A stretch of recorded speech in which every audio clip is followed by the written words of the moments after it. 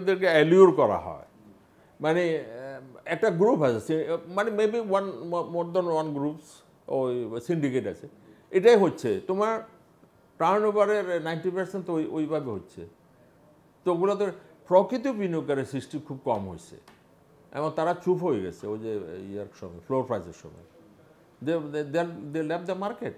তো তুমি যদি real investor, long term investor, যেটা ভ্যালু ইনভেস্টার বলি, ভ্যালু, হ্যাঁ, ওটাই হচ্ছে আসল বিনিয়োগকারী, যেটা ওয়ারেন বাফেট ওই টাইপের।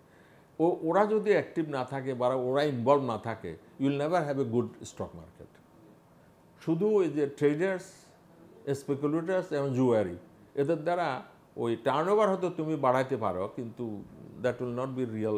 বাজারটা খানিক সময়ের জন্য একটু ভাইব্রেট হবে, কিন্তু পরে যে আসল যে পতন, সেটা রোধ করতে পারবে না, হয়নি তো। সেই জন্য প্রথম দিকে যখন ফ্লোর প্রাইস দিল 10-12টা কোম্পানি নিয়ে ওরা খুব খেলতো, নো ম্যাটার কোম্পানিগুলোর ফাইন্যান্সিয়াল হেলথ কি, এগুলো কি বন্ধ না খোলা, অপারেশন আছে কি নাই, ওটা নিয়ে তাদের মাথা ব্যথা ছিল না। তারা দেওয়ার প্লেয়ার্স, হ্যাঁ। এবং আমরা দেখছি 1200 কোটি 1400 কোটি হয়েছে, even with the floor price দেয়ার।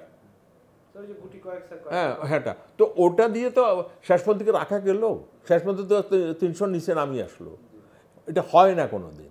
এই জন্য আমি সবসময় রেগুলেটরদের বলবো যে ওই ওই ওই ওই ওই লাইনে না গিয়ে বরং প্রকৃত বিনিয়োগকারী কীভাবে উপকৃত হতে পারে, যারা লং ভ্যালু ইনভেস্টার্স আর কি, সেই দিকে দেখেন, ভালো কোয়ালিটির লিস্টিংয়ে আনুন, সিস্টেমে কিছু প্রণোদনা দেন, যাতে করে বিনিয়োগকারীরা মনে করে যে না, আমার টাকাটা আমি সঞ্চয়পত্র বা এফডিআর থেকে এখানে বেটার রিটার্ন পাবো, বা এখানে আরও সামনে কোম্পানিগুলো ভালো ডিক্লারেশনে যাবে।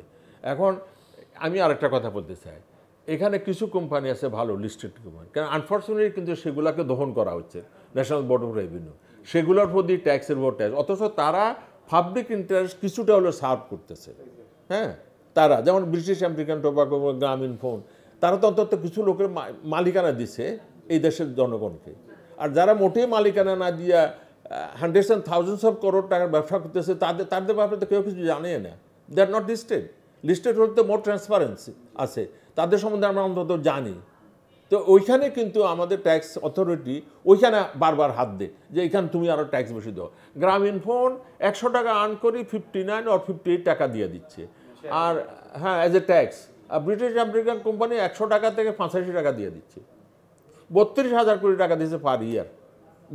তাহলে যারা কিছুটা মালিকানা দিয়ে শেয়ার বাজারকে একটু ভালো রাখতেছে, কিছু বিনিয়োগকারীদের জন্য, ভ্যালু ইনভেস্টারদের জন্য একটা অপরচুনিটি খোলা রাখছে, তো তাদেরকে যদি আমরা পানিশমেন্ট দিতেই থাকি in the name of tax paying, তাহলে তো দুঃখের কথা। এই জন্য অনেক কোম্পানি আসতে চায় না, কারণ এখানে আসলে ট্রান্সপারেন্ট হবে, ট্যাক্সও বেশি দিতে হয়।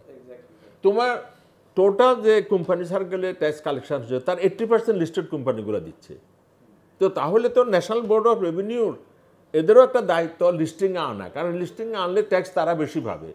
এটা এভাবে না যে ট্যাক্সের রেট বাড়াইয়া তারা বেশি পাবে, বরং রেট কম রাখলে ট্যাক্স বেশি পায়। সারা পৃথিবীতে এটা প্রমাণিত। আমি being a professor of economics, এবং I taught economics for a long time, হ্যাঁ, আমি নিজেও পড়েছি। It is not the tax rate that give you more revenue collections.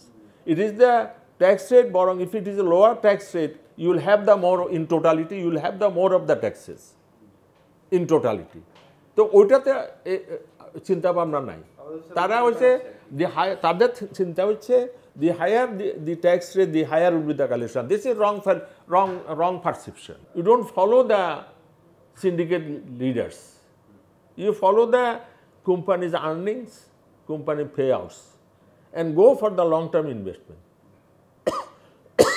যারা long-term investment গেছে তারা টিকে থাকতে পারবে, যাদের পোর্টফোলিওতে ভালো শেয়ার আছে। আর যাদের পোর্টফোলিওতে জাঙ্ক স্টক 99%, তাদেরকে আমার কোনো don't have anything to say to them.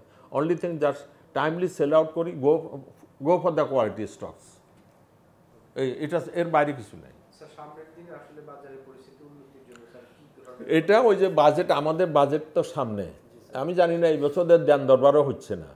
এটা সিকিউরিটি এক্সচেঞ্জ কমিশন, এটাতে লিডারশিপ নেওয়া উচিত, ব্রোকার্স অ্যাসোসিয়েশনে তারা ডিএসসি নেওয়া উচিত, ঢাকা স্টক এক্সচেঞ্জ, কারণ মেন স্টেক হোল্ডার্স তারা। হ্যাঁ, তারা বলা উচিত যে আমাদের এই ফিসক্যাল ইনসেন্টিভ দরকার। শেয়ার বাজারকে আপনি যদি কিছুটা ভালো রাখতে চান, আপনারা যদি ওন করেন তাহলে মানে এই ইনসেন্টিভসগুলোতে যেটা যেটা পারেন অন্তত দেন। They should sit down with the national board of revenue minister of finance and হচ্ছে গভর্নর বাংলাদেশ ব্যাংক। আমার কাছে মনে হয় কিছু না কিছু আসবে যদি ওইভাবে সিরিয়াসলি দেখে। এখন প্রত্যেকে বসে বসে চাকরি করলে আমি ডিএসসি চালাই এর আমি যাব না কোথাও, এসএসসি রেগুলাররা বলতে পারে আমার কি আমি রুটিন ওয়াইজ কাজ করে যাচ্ছি, তাহলে হবে না ভাই। কারণ আর ওই ট্যাক্স কালেক্টর বলবে যে আমার এত টার্গেট দিয়ে রাখছে এত লক্ষ কোটি টাকা, এটা কেমনে কোথা থেকে আনবে, এটা যেখানে সম্ভব আনো খালি।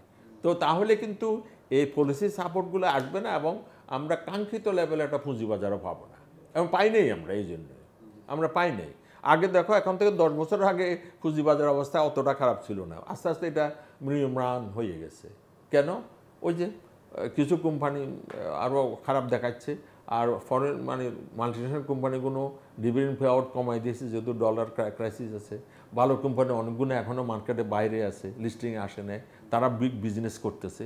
এটা ফার্মা সেক্টরও আছে, এফএমসিজি সবখানে জনসভা হচ্ছে lakh lakh physically, board meeting হচ্ছে ফিজিক্যালি, কিন্তু এজিএমটা তারা এখনো ভার্চুয়াল রাখছে। এই কিছুদিন আগে একটা অর্ডার দিয়েছিল যে হাইব্রিড মানে হচ্ছে যারা ফিজিক্যালিও যেতে পারবে আর ভার্চুয়ালি যারা জয়েন করে করবে সেটা উঠে নিছে এই কিছুদিন আবার আগে। না না কেন করবে? এজিএমে তো আমি একটা অ্যানুয়াল রিপোর্ট পাবো, আই ক্যান কোশ্চেন যে আপনি প্ল্যান কি সামনে চেয়ারম্যান বা ম্যানেজিং ডিরেক্টরকে, আই ক্যান কোশ্চেন যে এখানে খরচটা কেন বেশি গেল, I can question why you are not earning money for the shareholders. সেখানে ভোটিং হয়, কত কিছু। কোনো কোনো বিদেশে 2-3 দিন যাবত একটা কোম্পানির এজিএম হয়, বাট এখানে এজিএম কালচারটাই উঠে দিচ্ছে।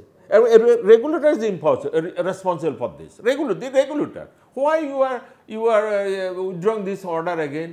হ্যাঁ, ওরা তো চাইবে আধা ঘন্টা এখন ওরা এজিএম শেষ করে ফেলে ওই যে জুমের মাধ্যমে। হ্যাঁ, it's not AGM at all. আমি বিশ্বাস করো একটা কোম্পানি মাল্টিনেশনাল ওরা নোটিশ দিচ্ছে ওই যে ব্লু কি জানি রেডিসন ব্লুতে হবে। আই ওয়াজ থিঙ্কিং যে আমি যাবো, ওদের থেকে কিছু জিনিস জানা দরকার, কারণ সরকারের সঙ্গে ট্যাক্স নেওয়া ওটা কোম্পানি একটু গন্ডগোল আছে, ওগুলা স্যাটেল হলো কিনা। একদিন আগে আবার নোটিশ আসছে ওইখানে হবে না, এটা জুমের মাধ্যমে হবে। আমি I then rang the security exchange commission যে হোয়াট ইজ দিস, কয় যে না ওরা নাকি অনেক কিছু কোম্পানি তদবির করেছে জন্য উঠে দিয়েছে। আমি why are you surrender to them to their wishes or you are created to protect the interest of the investing public, সেটা না করে ওরা কোম্পানির ইন্টারেস্ট দেখতেছে। তারপরে 2 দিন পরে এজিএম হয়ে যাওয়ার পরে আমি রিকোয়েস্ট করে ওদের অ্যানুয়াল রিপোর্টটা আনছি just to know what is going on. তাহলে এটা basic rights of the share holders are being denied here. তাহলে কীভাবে তুমি একটা আশা করো যে একটা ভালো শেয়ার বাজার পাবা? You can not respect this. এবং এই যে আমি সাংবাদিক ভাইদেরকেও বলবো, তোমরা এজিএমটা যে নাই হচ্ছে না এটার উপর কোনো রিপোর্টই করে না কেউ। ওরা ছোটো ছোটো শেয়ার বাজার 10 পয়েন্ট পড়ে গেলে এটার উপর যথেষ্ট রিপোর্ট হচ্ছে, বাট এই যে একটা basic rights of the share holders সেটা নিয়ে কোনো রিপোর্ট হয়নি, কোনো বড় কাগজও লেখে নেই।